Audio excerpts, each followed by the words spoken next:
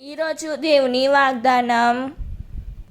అంతటా శిష్యులు యేసు వద్దకు వచ్చి, మీరు ప్రజలతో ప్రసంగించినప్పుడు ఉపమానములు ఉపయోగించుచున్నారేలా అని ప్రశ్నించిరి.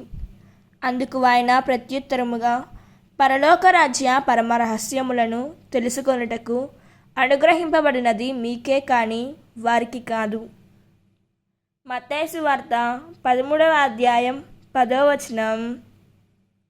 ఈ వాక్యం మనకు ఏం చెబుతున్నదంటే, యేసు ప్రజలతో ఉపమానాల ద్వారా మాట్లాడినప్పుడు శిష్యులు దానికి కారణం అడిగారు.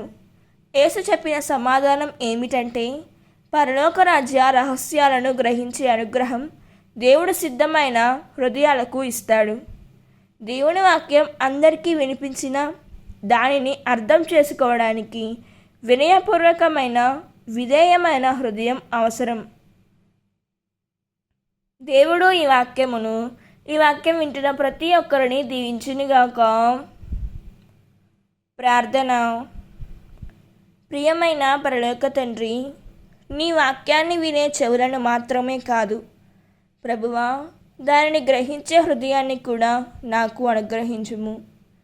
నా జీవితంలో ఉన్న అహంకారం, అవిశ్వాసం, నిర్లక్ష్యాన్ని తొలగించుము తండ్రి. పరిశుద్ధాత్మదేవ, నీ సత్యాన్ని అర్థం చేసుకొని దాని ప్రకారం జీవించే కృపను ప్రసాదించుము తండ్రి. ఆమేన్. God bless you.